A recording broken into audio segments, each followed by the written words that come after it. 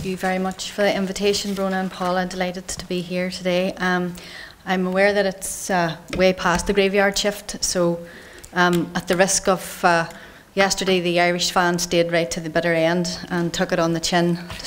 I'm hoping you're going to manage to howl on for another lock of minutes. I'm planning to really I'm just pulling things back, and I'm going to want to talk to a couple of points. And really, based on what John and Evelyn have both said, we're in a different position in that we don't have a UN convention, so I was being asked to speak to the issue of engaging older people in the reporting processes. We don't have that luxury currently in regards to a UN convention. There are, however, as John and Evelyn both alluded to, a range of other international standards which older people are invisible in regard to the reporting mechanisms, and I think there's an onus on all of us right across the sectors that Colin had put up on the board there to take responsibility for ensuring that we get our way in the door there and make sure that, for example, whether it's in international standard reporting, whether it's in domestic strategies, whatever they are, that older people are visible. So issues around, say for example, older women and domestic violence, that they're involved. In CEDAW reports, older women are in there as a matter of course. A note from my own work last year, the current domestic violence strategy, I think if there's a mention of women over 60, there might be one passing reference. Whereas we know that women who are in their 60s will have, many of them will be living with the cumulative effects of a lifetime of domestic violence in whatever way that has transmuted its way into their lives. So there's a onus around that. There's also an onus. The reality is here that we're in a situation where the domestic legal human rights protections for older people are potentially under attack with the Human Rights Act in particular, and the discussions that are going on in Westminster. So there's a lot of work for us to do and to protect older people's rights in the current context, as well as looking forward to ensure that if we do get a UN convention, that it's fit for purpose and that it takes the lessons from the disabled sector and from children, young people so eloquently expressed, and from the others, women, race, etc., etc. For me, all of that sets a context to say that whenever we're talking about older people's rights, we're starting from a different place. The discourse is different. There's a presumption almost when you're talking about children's rights that if you're going into a room to talk about mental health, you're talking about mental health in the context of the right to health. The fact that paradigm is not necessarily set up yet. We're still in a place where we're trying to create that discourse, create the narrative where we're not coming in cap in hand going, you know, it's not, we need these things, that kind of doffing your cap, and we've really worked really hard all our lives. We deserve that kind of deserving and undeserving. We're still in regards to older people in Northern Ireland, in my view, there's still a job to be done around ensuring that we're getting that narrative right. And I think for me, that would be a huge benefit to the like of a UN convention for older people, because I think the 25 years of the UN Convention on Children and Young People has set that discourse in place. Whether or not it's been implemented effectively, you know, there's a long way to go, but the discourse is there, and we're still at the point of trying to establish a discourse.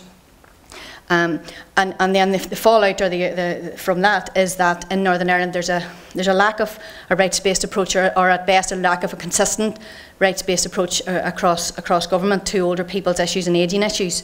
And we, for example, we've been without an ageing strategy in Northern Ireland for coming up on 8 years, and we understand that the current strategy is awaiting publication, and we'll wait to see what is there. The age sector have fought long and hard over the past 8 years on a united front to basically say it needs to be high-level, overarching, outcomes-based, funded, you know, really clear, with really clear targets, etc., etc. We'll wait to see what comes out of that, but there has been a huge investment put in from the age sector and from older people to that process, and expectations are high.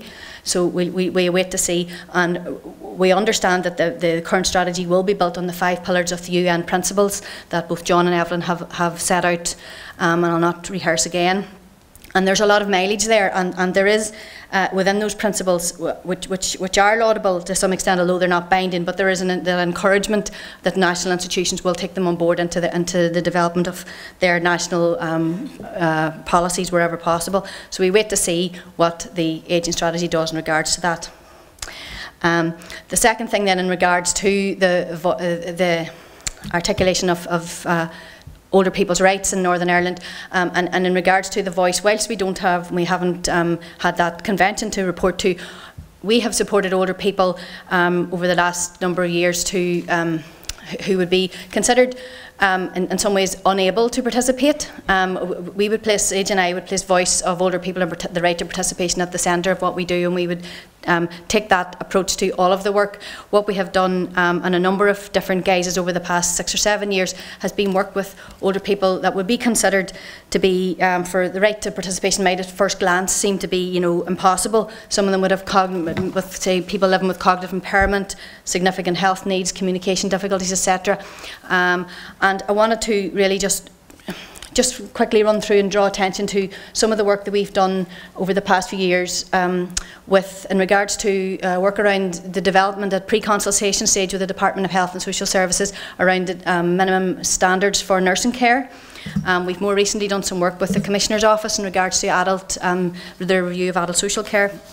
But what came out of that report was the issue around, when we did the work around the nursing homes, was at the beginning of that, both the Human Rights Commission and the Commissioner's Office have shown that there are significant human rights abuses there happening within that environment, and that steps need to be taken and addressed very seriously to take these on. A risk of multiple human rights abuses, the In Defence of Dignity report produced, and significant structural barriers to implementation of rights. And some of the things, when we went in and spoke to over 100 older people living with dementia in nursing homes, there was we have a group of trained peer facilitators who are very experienced and skilled in working with older people. We then worked in partnership with the Verbal Arts Centre and used different approaches that worked with the older people and at times with their family members, carers also, when that was appropriate. And some of the issues that emerged were around the issues around the older people wanted to be seen as individuals and treated as individuals, and that tension between losing your independence and becoming institutionalised, where older people were saying things like, every day is the same, there's nothing for me to do, visitors aren't allowed in during meal times, they're bored, all those sorts of the realities. This is my world now, there's nowhere else for me to go, like that, like having given up, that there was nothing else, there was no way out and nowhere really to help. Now, the parallels there between children living in institutional state care and older people living in, the vulnerabilities, the mirrors are quite striking in terms of the challenges there. One older person talked about the home being like a prison.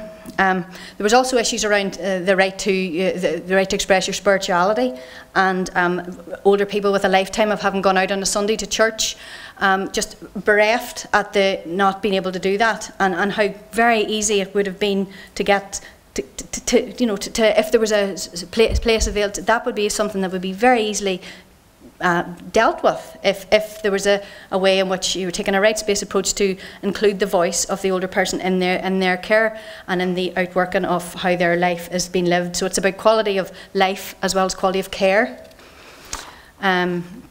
Other issues similar to that were around the issue of food. If I don't like what's on the menu for tea, it's bread and butter.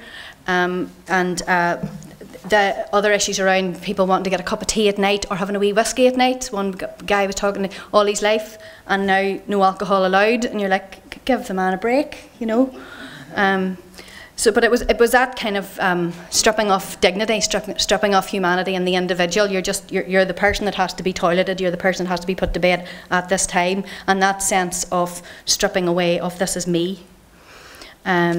Also, issues came up around activity, some really good examples of the access to mobile libraries, access to all sorts of getting out to go to social activities. Other places, very, very, very little, and it depended on the experience of the actual nursing home rather than a standard having an approach which was person-centred. Then there was some more issues of serious breaches of rights. For example, including the opening of people's mail, where an older man said they get to open my mail. I don't think anyone has that. They shouldn't be allowed to do that. Now, I mean, there's cases have gone all the way to Europe on that point, other people talking about, I find it difficult to ask for a private space if I've got a visitor coming, so it's just people are coming into the room and you just share. So your issues around privacy gone when you step into this environment, and the issues also was tied to that was the issue of isolation, which was huge. Even though they were older people were in a space where there were other older people and lots of staff and whatever going around, this sense of isolation in some cases was chronic, and they also talked about the fact that, you know, the staff. They could see that the staff in a lot of cases really wanted to give the extra time, but that they just were under so much downward pressure to perform a set of tasks within the certain amount of time that they had, that there wasn't the space to provide that, just sit down and have a chat.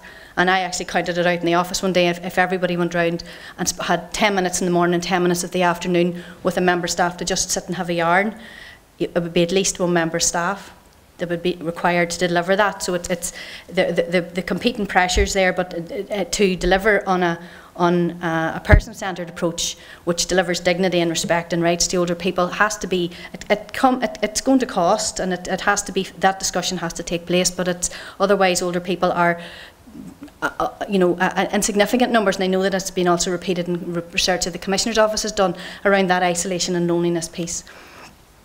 Then the other thing then was in regards to the final thing I'll just talk about, was that older people felt that they didn't have a say anymore. They didn't have a say about what was going on. So issues around their dignity, self-fulfilment, their independence, their involvement, and participation, esteem, they were all just words. Older people went in, this is my lot, and just get on with it. What was also and it for me resonates very strongly with the experience in the children's sector around from a rights space. Older people that we talked to, a lot of them felt that they didn't have, that they couldn't make any complaint, that they felt unable in a lot of cases to make any kind of waves at all. And when you translate that across to what Evelyn said earlier on about the contract issue and the eviction issues and where the right of residency lives, you can understand that, but also the cultural experience of not wanting to make a fuss and it's okay and they're doing their best. Those two, that's a quite invidious kind of space to be in there when you're talking about people who are living with significant vulnerabilities. So I suppose to conclude, I know we're well over time, I'm really delighted that the Queen's has organised this event today. I think there's a lot to be learned in regards to delivering on the rights of older people in whatever way that happens. And I think that I think that a UN Convention on the rights of older people would be something that would certainly add value. I think but in the reality, in the real world, it's a long way off. And I think we have to make the most of what we have now, the significant powers that the Commissioner's Office have, which has been a tremendous positive step for older people here, but also fighting to make sure that the Human Rights Act stays, working to maximise the existing international human rights standards that we do have to deliver for older people right across Northern Ireland. So thanks very much.